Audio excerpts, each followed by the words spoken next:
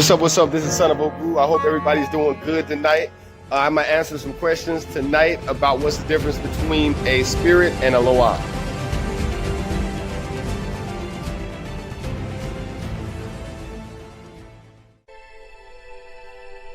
One of the fundamental differences are the loa or an orisha is going to be a ruling aspect or a greater energy. So like take this, the spirit of warfare. The spirit of warfare is much greater than just one object or one spirit. So it's not going to be confined to just a bottle or just a temple. It's going to be the whole energy on the planet. While a spirit generally is going to be confined to a person. It might be an auntie, it might be an ancestor. So that's one of the first fundamental differences.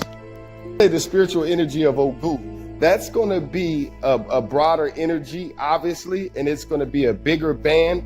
And there could be multitudes of spirits that actually come with Ogu or that will fall under his kingdom, or minor spirits.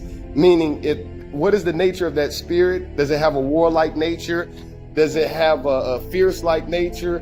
Every ruling orisha, loa, or any of these grand spirits in these traditions, they have certain energies that they rule over, or properties in nature, and generally humans, people, places, and things, they fall under their energy. As far as how would you categorize them if you were going to put them in the system? Bon, monsieur qui parle devant, il dit moi.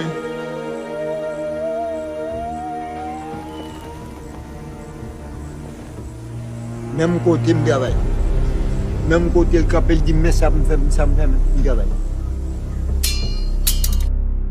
So it goes back into a story before I had the balls, because I'm gonna be real with you. A lot of people they stay away from the traditional or the ancestral spirits because of the stuff we see in movies, and you know, just it's kind of scary. But this is when I was working with Izazel and all that, probably about 8-9 years ago.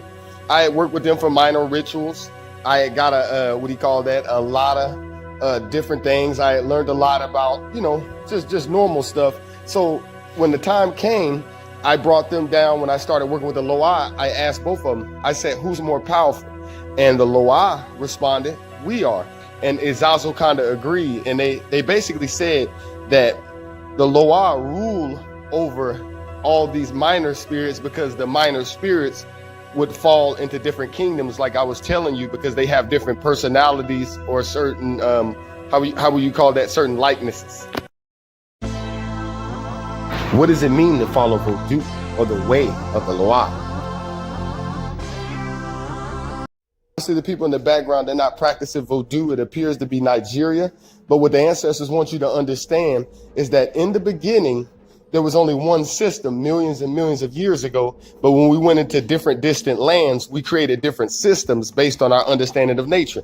Well, you're going to say, what's the proof of that? Well, the proof is that when you study something like a plant, there's only so many different energies that are going to go into it. Now, if you go into a different tribe, they might call it different names, but at the end of the day, it's still going to be the same energy. Now, I do respect the cultural practices of Nigeria or Haiti or Brazil and know that they're different based on those people's understanding. So this is not a diss to initiation, but we just have to understand at the end of the day, it's really all about the way or the understanding of our nature as it relates to the greater universe. I would say I practice much more of a monk style Voodoo, not too heavy on the religious aspect, but more so on the practice, learning more about herbs, learning more about the different properties of plants, meditating, fighting.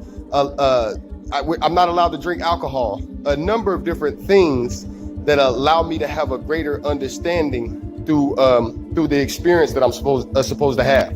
So when I say not allowed to drink, what do I mean? That means I'm not walking around fucked up, out of my mind 24/7, or under the influence of drugs. I'm also a practicing vegan. That was not my choice. The ancestors and the Loa came to me probably about a year back, and they told me I had no choice but to become one to get into the newer power that I was pretty much breaking into. So there are a lot of different things that you're going to see differences. And the reason why is most of the Voodoo that you see on the internet, is going to be more commercialized or for selling purpose, talking about love work and stuff, while people like me are more into the science and just the greater understanding, family, and just understanding just the supernatural or the magical properties of our universe. So in closing, it will kind of be like going to a mechanic.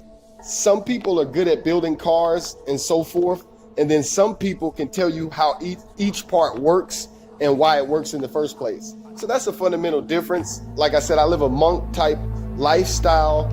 I know all the other stuff, the love work and stuff, but it's still much deeper, like going to a university. I'm tired of talking. I think the only way you'll see is by seeing my voodoo.